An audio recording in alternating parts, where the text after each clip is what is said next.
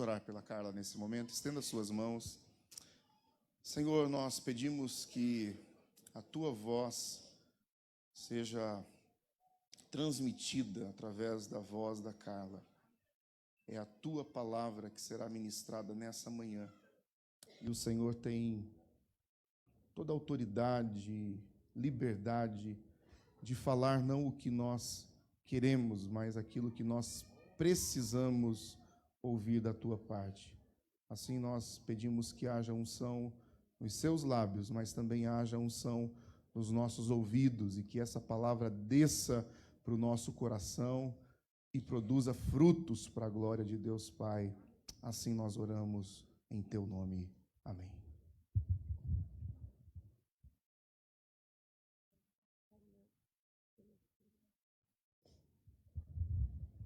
Amém. Vamos para o texto? Gênesis 37, 5, 11. Obrigada, Silvia. Estou com a alergiazinha meio que ninguém sabe se é gripe, eu fico fungando o tempo todo, tá, gente? Gênesis 37.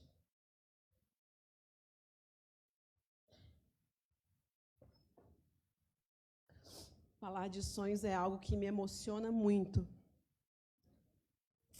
Porque o Senhor fala muito comigo através de sonhos. Sempre falou Deus desde a minha meninice. E eu vi muito desses sonhos se tornando realidade. E ao longo do tempo o Senhor foi me deixando mais madura para entender os seus propósitos a cada vez que eu sonhava algo e não era um sonho qualquer, mas era Deus falando comigo. Ai, gente, de vez em quando eu vou suar o nariz, não vou ficar aqui fungando. É melhor suar do que igual a piada do menininho, né? É o diacho do catarro que sobe e desce, né? Então, vamos para o texto. 37, parte do 5. Isso. José teve um sonho que contou aos seus irmãos, por isso o odiaram ainda mais. Pois ele disse: ouve, peço-vos, este sonho que tive. Estávamos nós atando molhos no campo, e eis que o meu molho, levantando-se, ficou de pé, e os vossos molhos o rodeavam e se inclinaram ao meu molho. Responderam-lhe seus irmãos: tu, pois, deverás reinar sobre nós? Tu deverás ter domínio sobre nós? Por isso ainda mais o odiavam por causa dos seus sonhos e das suas palavras. Teve José outro sonho, e contou aos seus irmãos, dizendo: tive ainda outro sonho. E eis que o sol e a lua e as 11 estrelas se inclinavam perante mim. Quando contou ao seu pai e aos seus irmãos, responderam o pai e disse-lhe: que sonho é esse que tiveste? Porventura viremos eu e tua mãe e teus irmãos a inclinar-nos com o rosto na terra diante de ti?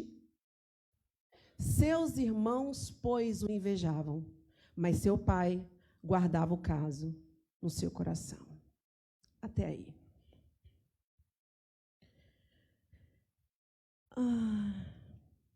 Eu tive muitos sonhos na minha vida e continuo tendo alguns. Alguns desses sonhos já viraram realidade e eu já via a minha sorte ser mudada diante dos meus olhos. E ao longo dos anos o Senhor foi me ensinando que existem sonhos que a gente não conta para ninguém, mas a gente guarda em segredo no nosso coração. Porque alguns sonhos chegam a ser um desaforo para algumas pessoas. E aqueles que não acreditam na multiforme graça de Deus e acham que Deus não pode falar da forma e da maneira que Ele quiser, se escandalizam. Eu me lembro que um dos sonhos na minha vida que já viraram realidade, que se eu contasse para alguém naquele momento, e na verdade eu contei somente para uma pessoa até ele virar realidade, e aquela pessoa cria, porque ela me amava tão profundamente, me ama tão profundamente, e ela sonhava, na verdade, junto comigo. E numa madrugada, às 4 horas da manhã, eu me lembro, porque assim que eu acordei do sonho, eu olhei no relógio, eu sonhei que eu aparecia dentro de uma sala quadrada, e nessa sala tinha 4 paredes, e eu passava tinha 4 portas, perdão, e eu passava por uma das portas, e a porta que estava atrás de mim batia, e tinham 2 portas laterais e uma porta na minha frente, e aquela porta da frente se abria, e entrava um moço naquela porta, e aquele moço ficava me olhando, e eu percebia que quando a porta estava aberta atrás dele, parecia um corredor de hospital, e pessoas passavam ali em macas, médicos passavam de um lado para o outro, e aquele moço estava vestido com a roupa de médico, e aquela porta então fecha, e ficamos nós 3 dentro daquela sala. Nós 3 porque o Espírito Santo estava ali conosco. Então o Espírito Santo fala para mim no meu ouvido e diz: você está vendo esse moço? E eu só acenei com a cabeça. E ele falou: então você observa bem ele, porque ele vai ser o seu marido. E eu olhei aquele moço. Olhei todos os detalhes no rosto dele. E no final do sonho, aquele moço sorriu para mim. E o sorriso dele ficou marcado na minha cabeça. E o Senhor falou: você não vai fazer nada. Você só vai esperar, porque eu vou te levar até ele. 1 ano depois, eu cheguei na igreja Assembleia de Deus de Oval, ficava em Oval, a igreja, e eu fui convidada por uma pessoa para ir para a igreja, e quando eu estava sentada no hall da igreja, esperando começar o culto, aquele moço que está sentado ali entrou. E quando eu olhei para ele, o Espírito Santo falou para mim: eu não disse que eu ia te levar até ele, e que era para vocês somente esperar. Agora você vai continuar esperando, porque o resto todo quem vai fazer sou eu. No dia do nosso casamento, a gente cantou essa música, porque os sonhos de Deus, eles são muito maiores. Eles são muito melhores. Como vale a pena a gente esperar no Senhor. Como vale a pena a gente confiar no Senhor. Talvez para aqueles que não têm fé vai dizer: isso é sorte ou é coincidência? Eu não acredito em coincidência. Eu acredito em cristocidência. Depois que nós estávamos casados, e depois o Senhor me deu vários outros sonhos, e esses sonhos também viraram realidade, e o Senhor me deu muitos outros sonhos, que esse eu guardo no meu coração, porque se eu contar para vocês, vocês vão falar: ela está ficando doida. Mas eu vou esperar, porque eles vão acontecer. Mas, às vezes, a gente não sonha só coisas que alegram o nosso coração. E um dia de domingo, eu sonhei que estava sentada na minha cama, eu e as meninas que cantavam no louvor, naquele grupo da igreja, junto com a gente, e nós cantávamos, batíamos palma, e enquanto nós cantávamos, de repente eu olhei uma daquelas meninas chamada Priscila, já não era mais ela, agora era a minha irmã que estava sentada na minha frente. E nesse período a minha irmã estava grávida de 8 para 9 meses do Joshua. A minha irmã se casou com 21 anos, e depois de 12 anos, nós esperando essa criança tão sonhada, agora todo mundo se alegrando, nós fazendo enxovais, nós estávamos fazendo o enxoval do Joshua, e eu comprava as coisas e mandava para o Brasil. Minha mãe veio para o Brasil lotada de mala, aquela loucura, e tudo era para o Joshua, a gente só pensava no Joshua, e eu sei que estava tudo pronto para o Joshua chegar. E durante o sonho, nessa manhã de domingo, eu vi a minha irmã sentada na minha frente, e de repente ela foi tombando em cima da cama. E eu falei: Valéria, sua barriga! E quando eu virei ela já não tinha mais barriga nenhuma. E eu comecei a chorar. E eu acordei gritando: Joshua, não! E o Joésia me sacudiu e falou: Carla, o que você tem? Eu falei: o Joshua. Do jeito que eu estava deitada, eu lembro que eu só virei da cama e já caí ajoelhada. E comecei a orar. Eu falei: Senhor, o Joshua não, Senhor, por favor. E o Espírito Santo falou para mim: levanta daí, porque já está determinado. Eu enxuguei as lágrimas, sentei na cama e contei o sonho para o Joézer. Ele falou, não, amor, não fica assim não, é só um sonho. Eu sabia que não era só um sonho. Eu liguei para minha irmã e disse, Lela, você está bem? Está tudo bem. E o Joshua, está bem? Está bem. Que dia você vai fazer a próxima ultrassonografia? Já estava marcado o parto e ela ia fazer a última ultrassonografia. E ela me disse assim, na quarta-feira, na quinta-feira. E eu falei, tá bom, a gente vai se falando então, tá bom? Qualquer coisa que você sentir, você liga para mim. E eu fiquei muito angustiada naquele período, e eu não quis nem ir na igreja, eu só chorava e só pensava na minha irmã, e só pensava no Joshua. Na quarta-feira eu liguei para ela. Lela, e aí? Ela falou, tem 3 dias que parece que o Joshua está quietinho e não se mexe. E o médico, eu liguei para o médico, e o médico falou que quer fazer uma ultrassom de urgência. E ela foi fazer a ultrassom. E quando o médico fez a ultrassom do Joshua, ele disse para ela, Valéria, Nildo, eu sinto muito, mas já tem 3 dias que o Joshua morreu. Ele morreu no domingo.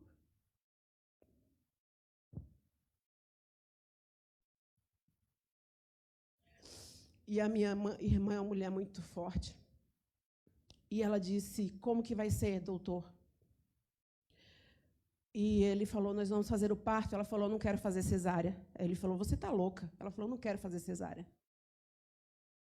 Eu vou ter as dores de parto do meu filho. Venha como ele vier. Eu gerei esse filho. E eu vou colocar ele no mundo.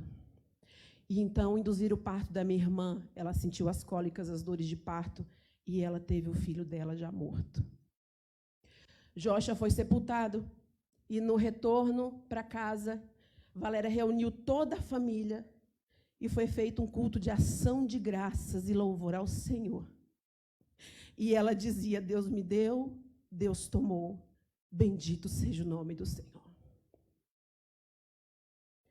Depois disso, Deus deu 2 meninas lindas para Valéria. Pietra e Mayra, nossas princesas. Joshua continua sendo a nossa herança. Ele está no Senhor. Um dia, se o Senhor aprover, a gente vai poder olhar no rostinho dele.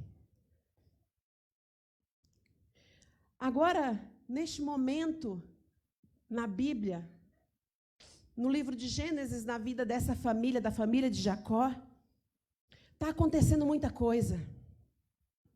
É gente demais numa família só. É sonho demais numa família só. É sonhador de menos sonhando coisa demais. E é um pai que não tem sabedoria lidando com aquele monte de filho. E a gente vai lendo a história e a gente vai entendendo que naquele momento da vida de José, ele tinha sonhos, mas ele não tinha experiências, ele não tinha maturidade para viver esses sonhos. Porque conta o texto, e se a gente for olhar nas entrelinhas, a gente vai perceber que a rusga familiar já existia antes mesmo dele sonhar. Porque a Bíblia vai contar para a gente que tudo que os irmãos faziam de errado, José ia lá correndo contar para o seu pai. Ele era um irmãozinho cagueta. Ele não era aquele irmão que via as coisas, não era porque ele tinha que cumprir os erros dos irmãos dele. Mas ele poderia dar um conselho, ele poderia ficar quieto, porque o pai dele ia descobrir. Mas ele era tão menino, ele era tão imaturo, que ele corria para contar tudo para o pai. E isso foi criando uma inimizade muito grande dos irmãos dele com ele. Porque o pai já o amava nitidamente, nítido e notoriamente, muito mais do que os seus irmãos. E os seus irmãos já se sentiam ofendidos por isso. Porque numa casa que tem muita gente, a gente sabe como que é isso. Dá mais para um, dá menos para o outro, faz mais por um, faz menos pelo outro. Aquele filho que é um filho mais carinhoso, mais próximo, o pai e a mãe mantêm mais perto. Aquele filho que é mais rebelde, a tendência é a gente tentar, de alguma forma, afastar, para evitar alguns problemas. Quando, na verdade, o papel do pai e da mãe é abraçar o filho problemático. É abraçar o filho que tem a dificuldade. Porque o filho que entende as coisas, que vê as coisas, é mais fácil de lidar, ele vai compreender. Mas aquele filho mais rebelde, é óbvio que ele necessita de um respaldo maior, de um olhar maior, mais atento da parte dos pais. Mas Jacó fazia essa diferença entre eles. E é tão nítida a diferença que Jacó fazia entre os seus filhos, que a Bíblia diz que então ele faz uma túnica talar e dá para José. Essa túnica só quem usava eram os príncipes na época.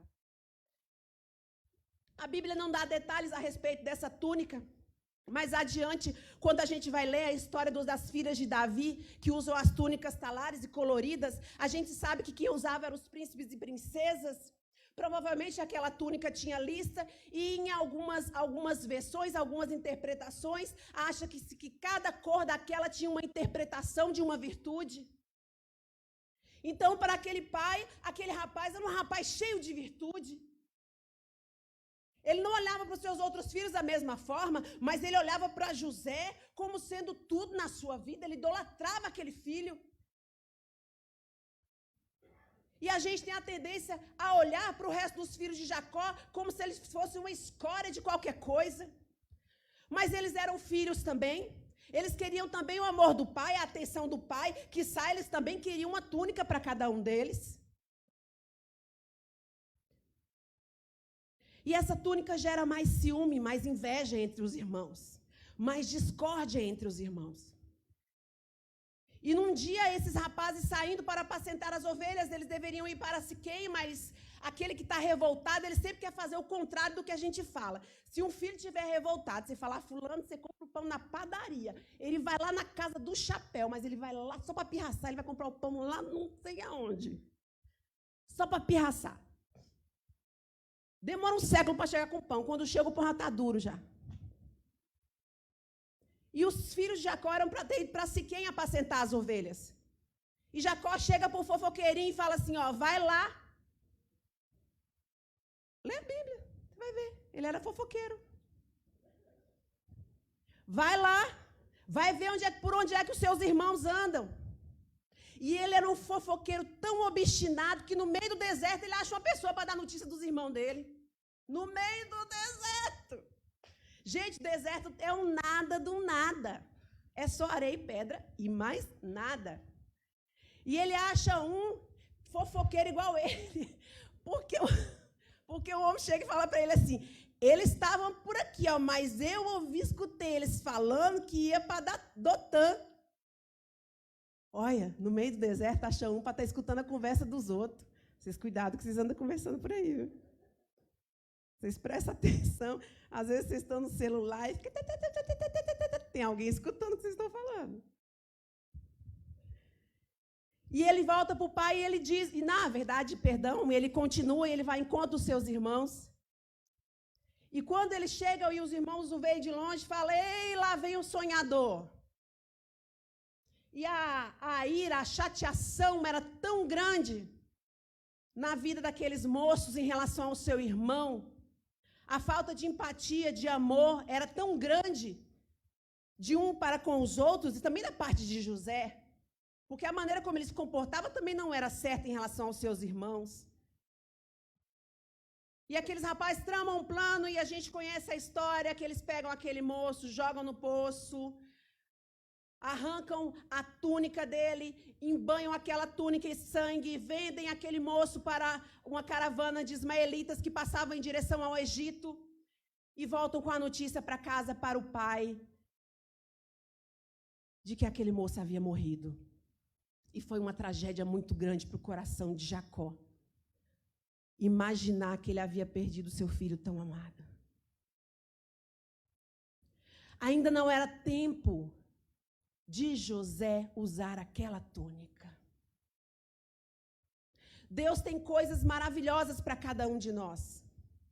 Mas às vezes a gente não sabe esperar, às vezes os pais não sabem o momento de fazer na vida dos seus filhos, e na ânsia de dar aquilo que a gente não teve, às vezes a gente estraga os filhos da gente. Aquele jovem estava usando algo real que ele ainda não estava pronto para usar. Quando eu morava na Inglaterra, eu trabalhei 4 anos e meio, 5 anos num café, na Embaixada Francesa. Pensa eu, atrapalhada, falando francês e inglês. Mas dava tudo certo. E aprendi muita coisa naquele lugar. E quando eu fui trabalhar lá, no começo eu só fazia sanduíche porque eu não sabia falar. Então, o moço, o dono do café, Guilherme Gusti, ele me deu o emprego de fazedora de sanduíche. E aí foi passando o tempo e tal, e eu passei de fazedora de sanduíche, a faxineira, a caixa, a fazedora de café. Eu era tudo naquele lugar, cozinheira, gerente, só tinha eu de funcionária. Eu fazia tudo. Na verdade, pela lei inglesa e por eu ter documentação, ele não poderia fazer aquilo. E ele sabia que ele não podia. E eu sabia que ele sabia que ele não podia. Mas eu precisava do emprego. E quando, um período, eu pensei em sair daquele trabalho, e eu estava me lembrando esses dias que uma moça, professora, ela chegou para mim e falou: Carla, você é uma menina tão legal, tão inteligente, o que você está fazendo, trabalhando aqui com esse velho rabugento? Porque ele era um pé no... né? Quem conhecia sabia. Ele era louco. Ele era aquela pessoa, eu acho que é ainda, porque, né? Não deve ter mudado, não. Era aquela pessoa que falava assim: Carla, bota esse negócio aqui. Aí eu botava. Aí ele dava uma volta, quando ele voltava, o que isso está fazendo aqui? Eu falei que era para pôr aqui. Você viver com uma pessoa assim, anos a fio, é duro. Uma pessoa que não sustenta o que ela fala, cada hora ela fala uma coisa, ela vai te deixando doida. E aí a moça arrumou um emprego para mim, ia ser o emprego da minha vida. Ela arrumou um emprego para mim num café dentro do parlamento. Parlamento em inglês é aquele prédio secular lá que fica à beira do rio. É do lado de Westminster, né? Do Big Ben, né?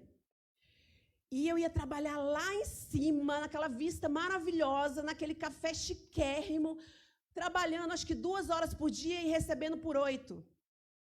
Liguei para o gerente e o moço falou: o emprego é seu.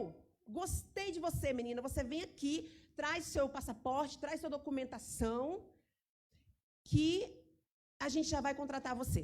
Férias paga. Eu ia ganhar para não trabalhar. E aí, quando eu entrei no metrô em direção a Westminster, o Espírito Santo falou assim para mim: desce do ônibus, desce do trem. Eu falei: ai, Jesus. Aí eu desci na estação, saí igual uma louca. Não sabia para onde eu ia. Fiquei na estação, andando para lá e para cá, e estava dando a hora de eu encontrar com o moço. Falei: ai, meu Deus. E o Senhor falou para mim: volta. Volta lá para o café. Eu entrei no ônibus e voltei para o café. Eu falei: perdi o emprego. E o Senhor falou para mim assim: eu ainda tenho coisas para te ensinar. Você vai ficar quietinha aí. Só Deus sabe o quanto eu era humilhada naquele lugar. E o Senhor falou: você vai ficar quietinha, sem reclamar, continuar sendo quem você é, fazendo o que você faz, obedecendo, porque eu estou moldando o seu caráter. Só Deus sabia o que ainda estava por vir na minha vida. E eu entendia isso, porque agora não era mais uma menina insensata. Eu já tinha passado coisa demais na minha vida para entender e saber ouvir a voz de Deus. E eu voltei para aquele café. Continuei trabalhando com o doidinho do Guilherme. Até o dia que o Senhor falou: agora chegou. Agora eu vou levar você para você ser provada no lugar que eu tenho para você. Meus queridos, quando nós chegamos em Lençóis Paulista, eu passei cada coisa que se eu for contar para vocês aqui, nós vamos passar o resto do ano. Então, deixa para lá. Mas cada coisa que acontecia, o Senhor falava para mim, você já sabe como agir. Eu te ensinei. Você já sabe o que responder. Eu te ensinei.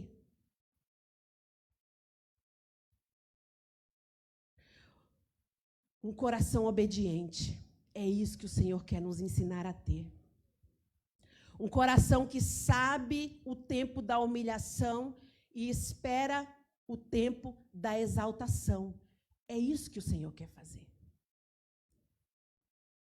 O problema da juventude é que o jovem tem a tendência a achar que sabe demais.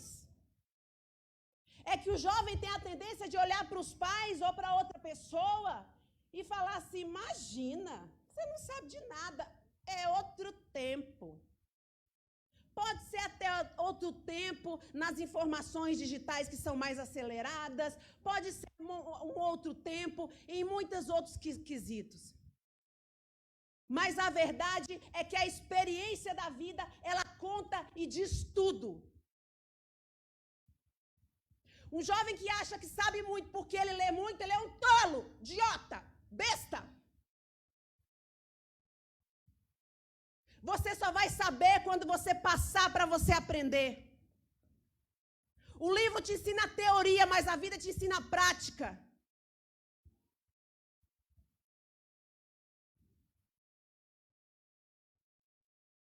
Um dia a gente sentou aqui.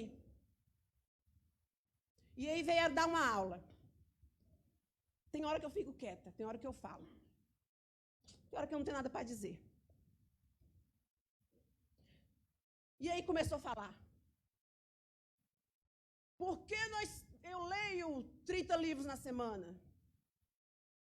Oh, legal. Você tem tempo? Legal. Aí tinha umas irmãzinhas sentadas aqui, eu fiquei olhando para a cara daquelas irmãzinhas. Sofridas. Filho, neto, cuida de neto. Corre atrás do arroz, do feijão. Tem irmãs nossas aqui que não sabem nem ler. Mas são mulheres de uma sabedoria infinita. Que se você sentar com essas mulheres para conversar, você só tem a aprender e aprender e aprender e aprender. Porque quem te dá a experiência é a vida. José achava que ele sabia muito, mas ele ainda tinha que levar umas lambadas da vida para aprender a viver. E foi isso que Deus fez na vida de José. Ele era um moço bom. Ele era um moço bom. Ele tinha um coração no Senhor. Ele tinha um coração no Senhor. Mas eu sempre digo que se alguém que não está preparado para receber algo que o Senhor tem para ele e recebe fora de tempo, ele passa de servo do Senhor a um monstrinho. Soberbo e altivo. Mas o Senhor vem... Não, tem que aprender. Ninguém nasce sabendo tudo.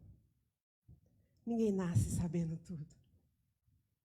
Eu já vivi tempo para aprender que eu não sei de nada. E que eu estou querendo aprender. Eu amo sentar com as pessoas de idade para escutar elas falarem. A gente aprende muito com elas. Não era tempo de José usar aquela túnica.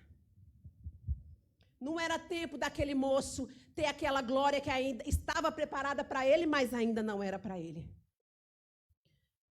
Então ele é levado para o Egito e ele chega na casa de Potifar e Potifar toma ele como mordomo da sua casa e o Senhor amava sim José e o Senhor abençoava José. José era um moço que tinha um coração no Senhor e ele cuidava das coisas de Potifar e as coisas de Potifar foram crescendo cada vez mais, cada vez mais. O tempo foi passando e aquele moço naquele lugar. E as experiências da vida vêm para ensinarem a gente. Porque a gente até aprende lendo, mas é com as experiências que vão fazer a gente saber lidar com elas. Então aquele moço começa a ser observado pela esposa de Potifar, ele era um moço bonito, o marido dela não estava em casa, aquela mulher não devia ter uma roupa para lavar, uma louça para lavar, não tinha nada para fazer. Porque a mulher que tem o que fazer não fica pensando em coisa que não deve. Uma mãe que tem uma casa para cuidar, que está preocupada com seus filhos, que está preocupada com os afazeres, que está preocupada com as contas, ela não vai ficar pensando no marido dos outros, em homem de ninguém. Aquela mulher tinha que ter tido uma trouxa de roupa para ir lavar na beira do rio. Mas diz que Potifar era um homem bem-sucedido, ele era chefe da guarda real de Faraó. Então ela era uma mulher que não tinha WhatsApp, não tinha nada para fazer e ficava o tempo todo pensando besteira. Não tinha um fofocalizando. Porque pelo menos fica pensando na vida dos outros, né? E aquela moça começa a desejar aquele rapaz. E ele se esquivou dela até quando deu. Quando não deu mais, ela gruda ele então. E aí a palavra de Deus diz que ele deixa a sua capa, a capa que Faraó, que Potifar havia dado a ele como servo, aquela capa representava na hierarquia que ele era o mordomo mor naquele lugar. Quem olhava José com aquela capa dizia, ali vai o homem que chefia a casa de Potifar. Mas José já tinha entendido pela experiência da vida que aquela capa não era dele, que aquela capa não era para ele. Então a Bíblia diz que ele deixa a capa e sai correndo.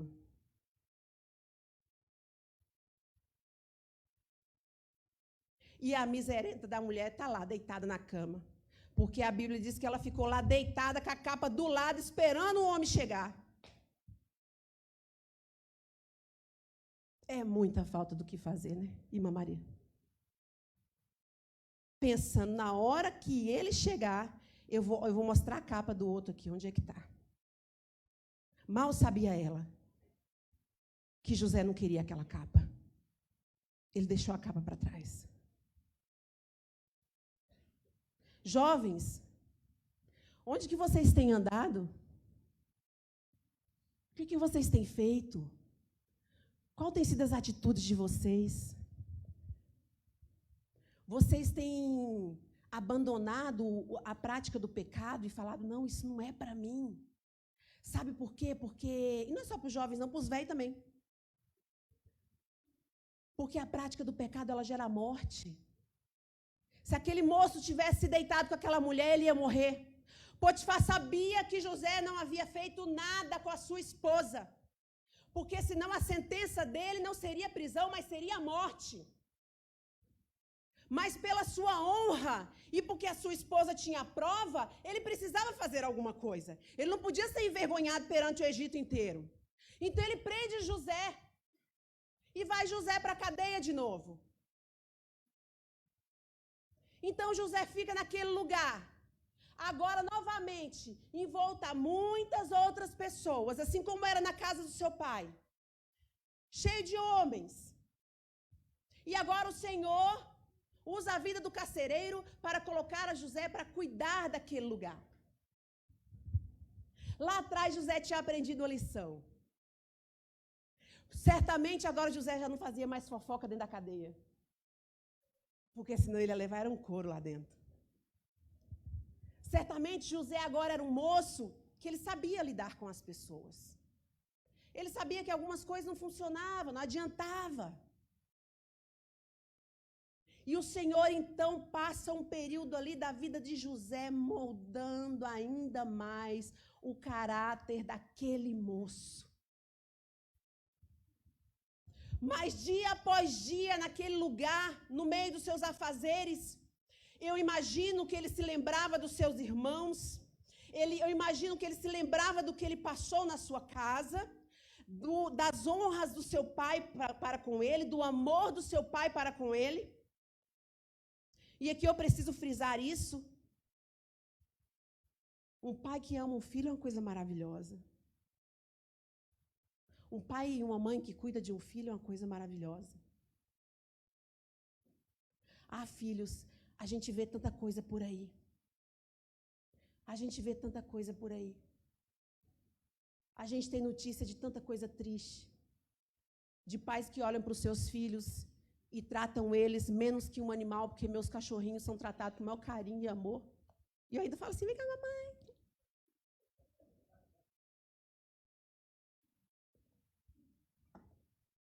Honra esse pai velho que te abraça, que te beija. Honra esse pai velho que te dá carinho, que te entende na hora das suas rebeldias, das suas iras, das suas empáfias. É esse pai aí, ó, que na hora da tua dificuldade, não é teus amigos lá do Bereguedê, não é esses amigos teus, não, que vão te estender a mão, não. É esse pai teu que às vezes fala, não faz, fulano, não vai, fulano. Não age assim, não fala assim. É essa mãezinha aí, que na hora do vamos ver vai te estender a mão, vai te abraçar. Mesmo sujo, todo, do jeito que você tiver do teu pecado, ele vai te abraçar e vai dizer, eu te amo, vem cá, vou cuidar de você. José se lembrava de tudo isso. Agora, naquela cadeia, José era só mais um preso. Ainda que ele cuidasse de tudo ali, que ele tivesse a confiança, e onde José colocava a mão, as coisas aconteciam, porque Deus era com José. José era um moço abençoado. E diz que agora o copeiro do rei e o padeiro do rei foram presos. Cometeram erros e foram presos. Então, eles numa conversa com José, começam a contar os seus sonhos para José. E o copeiro diz, olha, eu sonhei que eu estava com o copo da taça de Faraó na mão, espremia as uvas e entregava para Faraó. E José fala, daqui 3 dias, essas 3 taças são 3 dias, daqui 3 dias você vai voltar e você vai continuar servindo Faraó. Mas, olha, lembra-te de mim quando você estiver com Faraó. Fala para ele ao meu respeito.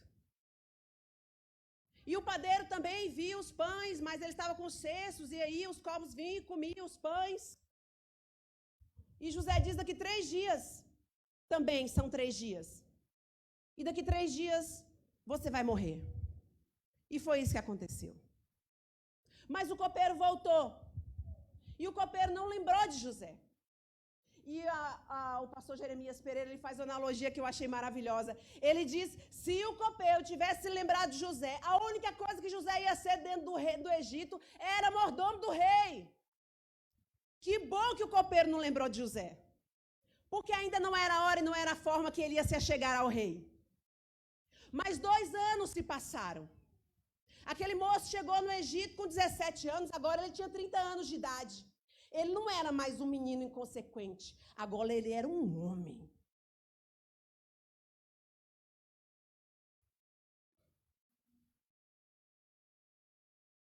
Homens, eles são forjados com os labores da vida. Com as dificuldades da vida é que transformam um menino em um homem. É isso que difere um menino de um homem. São os labores da vida, as dificuldades da vida que fizeram ele crescer. Então José é chamado na presença de Faraó. O copeiro lembra e diz, eu tenho alguém que pode interpretar esse sonho porque ele fez isso comigo. E o Faraó angustiado, então recebe José na sua presença. E o José diz, olha, as vacas magras que comem as vacas gordas e as espigas, são 7 anos de abastança, mas haverá 7 anos de muita fome.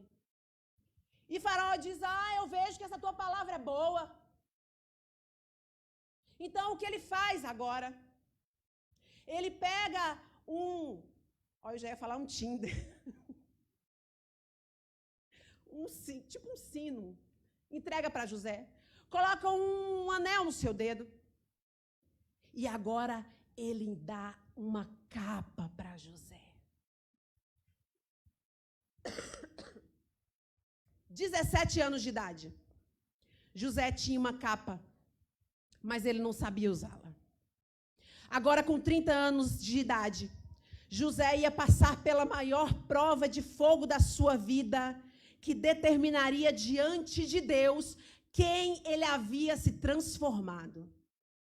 Porque quem pensa que a maior dificuldade da vida de José foi chegar ali diante de Faraó e ser transformado, então, no segundo homem, no governador do Egito, está enganado.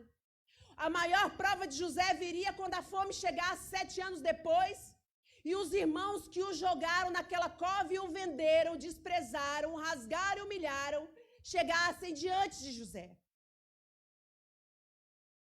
E quando esses homens chegam, diz a palavra de Deus que eles não reconhecem José, porque agora José é um homem feito. Agora José ele tem outras vestes de glória, digamos assim. E esses homens não reconhecem mais o seu irmão. Mas esses homens carregam dentro de si o pesado sofrimento na sua mente, história do pecado do seu passado. Porque não tem coisa pior do que você fazer algo errado e depois você não conseguir consertar. E eles achavam que ele não poderia mais consertar porque eles acreditavam que seu irmão estava morto. E José é tomado por uma ira muito grande. E eu te digo por quê. Porque se não fosse assim, José de imediato teria se revelado aos seus irmãos. Mas ele alimenta aqueles rapazes, ele questiona a história daqueles moços, ele manda aqueles moços de volta e dizem, olha, eu quero de volta aqui o mais moço. Vocês vão lá e vocês tragam o mais moço. Ele queria humilhar os seus irmãos. Ele queria mostrar que ele era agora todo poderoso, que ele podia fazer o que ele bem entendesse, o que ele quisesse. Agora ninguém mais poderia humilhá-lo. José ainda tinha uma questão muito profunda na sua alma para resolver. Ele agora tinha tudo, mas faltava o principal. Faltava perdão. Você pode ter tudo. Você pode ter dinheiro, você pode ter casa, avião, helicóptero, barco, iate, jet ski, você pode ter o que você quiser. Mas se você não tiver uma coisinha aqui lá dentro que chama assim, paz. E isso só vem quando você está bem com tudo. O mundo pode estar desabando, que você está de boa, porque você tem paz. E quem carrega essa mágoa da falta de perdão no coração, pode ter faraó, pode ter capa, pode ter cavalo, carro, mas não tem alegria. Então os moços voltam e chegam para o pai e dizem, ó, ele deu para a gente os mantimentos, colocou o dinheiro de volta no nosso saco, porque quando eles abrem o saco, o dinheiro está lá de volta, mas eles querem ter certeza que a gente está falando a verdade. E ele quer ver o nosso irmão mais novo, ele quer ver Benjamim. E o pai fala, não, mas um filho eu não vou conseguir perder. Mas aí eles comem toda a comida, a escassez era muito grande, não tem mais comida, e eles iam morrer de fome de qualquer forma. E o pai diz, já que vai todo mundo morrer, então leva ele. Leva meu filho. Eu já perdi o José. Eu vou perder ele, eu vou perder todos vocês também. Quando eles retornam para o Egito com Benjamim, e José põe os seus olhos sobre os seus irmãos, ele ainda consegue cear com os seus irmãos, dar uma porção dobrada para Benjamim. Eu fico imaginando o que passava na cabeça dele, o que ele pensava que ele faria. Eu poupo Benjamim, conservo ele no reino. Porque se ele estivesse bem intencionado, a primeira coisa de quem tem saudade é correr para os braços daquele que ama. José poderia ter largado tudo naquele momento e voltado para os braços do seu pai. Mas ele faz seus irmãos voltarem e trazerem seu irmão de volta para perto dele. E o seu pai está lá sem saber de nada.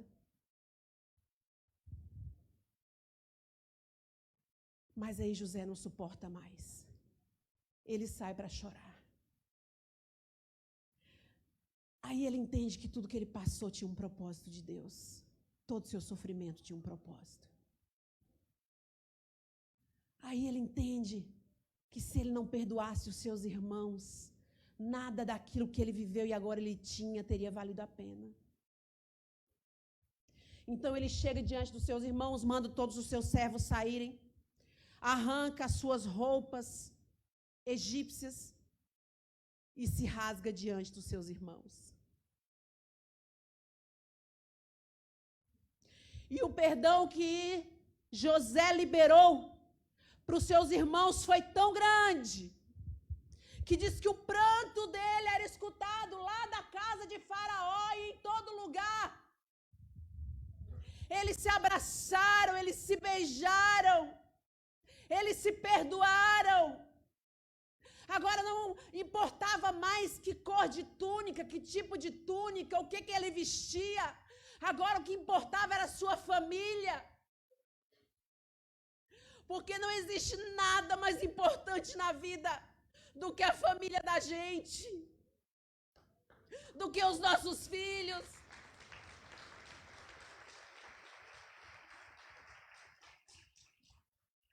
Nada daquilo faria sentido se José não pudesse desfrutar com as pessoas que ele amava, que realmente eram sangue do seu sangue, carne da sua carne.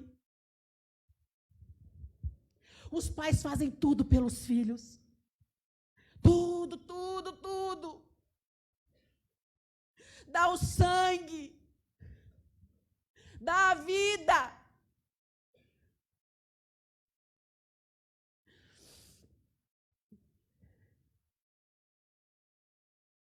O Pai do céu deu o que de melhor ele tinha por nós. Jesus, mesmo sendo cuspido, humilhado, escarnecido, tendo o seu sangue derramado, quando ele é posto na cruz, mesmo sendo Deus, ele diz: Pai, perdoa-os, eles não sabem o que fazem.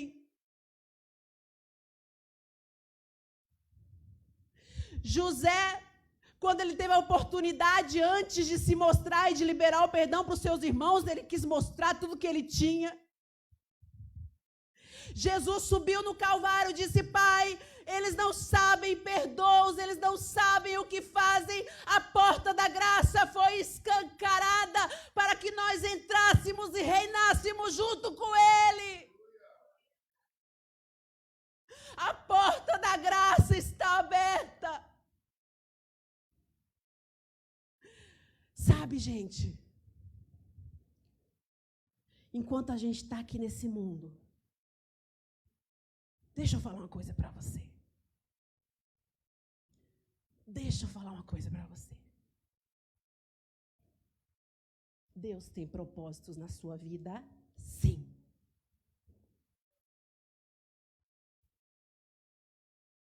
Se Ele não tivesse, pode deitar e espera a morte chegar. A gente sabe que Jesus morreu e que está consumado. A porta da graça agora está aberta e vinde benditos do meu Pai. Mas nós não somos minions, aquele bichinho lá do desenho, que anda tudo assim. Você é um ser humano com uma história, com uma vida, com uma trajetória. E o Senhor tem coisas para fazer na sua vida, sim. E quem diz o contrário disso é porque não sabe nada da vida. Nada da vida. Não viu nada da vida. Minha avó falava assim: vai aprender a ser gente. Gente chora. Gente ora. Gente sofre. E gente de Deus espera no Senhor aquilo que Ele tem para fazer. Aqui nessa igreja está cheio de sonhadores. Se a morte chegar para mim amanhã, estou indo. Eu falo para o Joézer: eu não quero ninguém chorando pitanga em cima de mim, não. Ah, fui para o céu. Fui para o Pai. A gente se vê lá, ó. Fui. Mas se eu viver mais 10, 30, 20 anos, eu não sei. Deus tem coisas para fazer na minha vida ainda. Deus tem coisas para fazer na tua vida. Deus tem coisas para fazer na tua família, Adri. Na tua vida, Rita. Deus tem coisas para fazer na tua vida. Na tua vida, Deus tem coisas para fazer. Se levanta daí. E vai. Pega na mão do teu esposo e vai. Deus tem coisas para fazer. Não é o fim. Isso aqui não é o fim. Isso aqui é o meio. Isso aqui é a trajetória.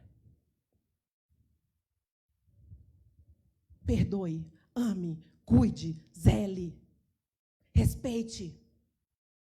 Se precisar, se humilhe. E viva o melhor e os sonhos de Deus para as suas vidas.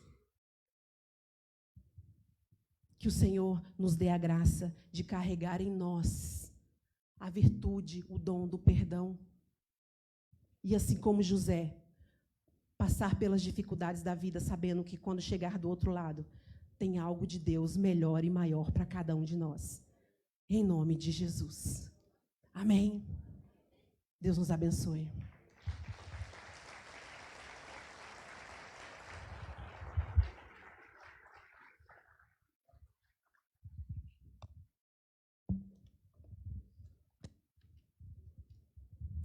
Eu queria que vocês colocassem de pé.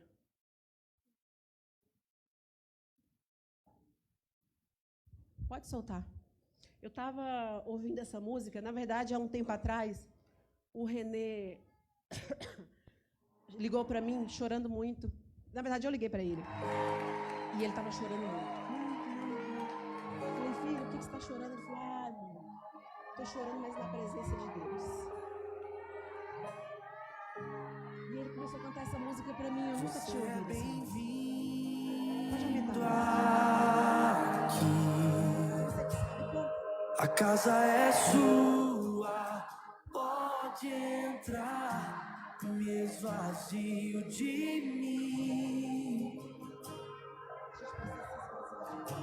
Me esvazio de mim.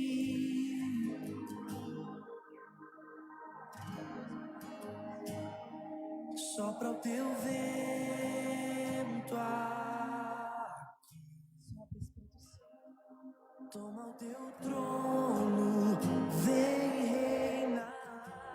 Nós queremos te ouvir. Fala conosco, Senhor. Nós queremos te ouvir. Nós queremos te ouvir. Você é a habitação do Espírito Santo. Você é a casa do Pai, a morada do Senhor. Essa casa é sua casa. Nós deixamos ela para ti, Jesus. Essa casa é você, sou eu. Essa casa é Sua casa, nós deixamos ela para ti, Jesus. Mais uma vez, canta, gente. Essa casa é sua casa, nós deixamos ela para ti, Jesus. Essa casa é tua habitação. Tua casa, nós deixamos ela pra você. Aleluia! Que Ele cresça em nós.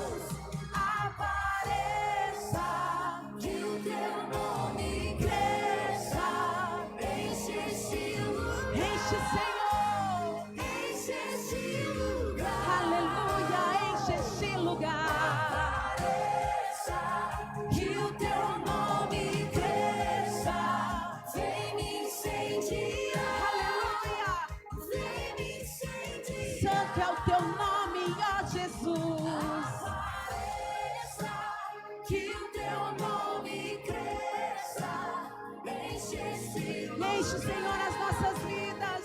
Enche esse lugar. Santo, santo, santo é. Aleluia. Santo, santo. Abaixa a música, Márcio. Abaixa a música. Canta comigo. Essa casa é sua casa. Diga para ti. Para ti, Jesus. Essa casa é tua casa. Essa casa. Você é morada do Senhor.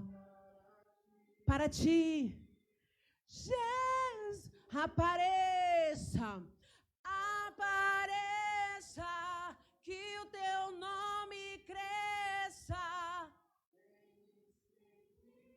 Enche este lugar. Apareça, apareça. Vem me incendiar. Sejam cheios do Espírito Santo. Coloque a mão no seu peito. Aleluia. Essa casa, Jesus, essa casa é tua. Este homem aí é teu, Senhor. Essa mulher aí é tua, Senhor. Ó Deus maravilhoso. Faz habitação, faz morada nessa pessoa, Senhor. Faz a tua vontade, o teu querer e transforma, põe em ordem tudo aquilo que está fora do lugar dentro de nós, para que sejamos aperfeiçoados em Cristo Jesus, para que te sirvamos e façamos a tua vontade. Ah, Jesus maravilhoso. Eu quero orar, Senhor, por essa mãe que chora e pranteia pela vida do seu filho e acha que nada pode voltar para o lugar dentro dele. Volta sim, minha irmã. Volta sim. Entrega teu filho ao Senhor e ora. Porque o que a gente pode fazer, a gente faz, mas o que a gente não pode, o Senhor faz. O Senhor trabalha na vida do teu filho, na vida do teu marido, no teu coração, naquilo que você carrega há muitos anos e não consegue mudar, e você sofre com isso. Permita que o Senhor entre na tua habitação, faça morada em ti e transforme todas as coisas na tua vida, pois a porta da graça está escancarada. Você só precisa passar por ela e o mais Jesus fará na tua vida. Aleluia. Deus nos abençoe em nome de Jesus. Amém.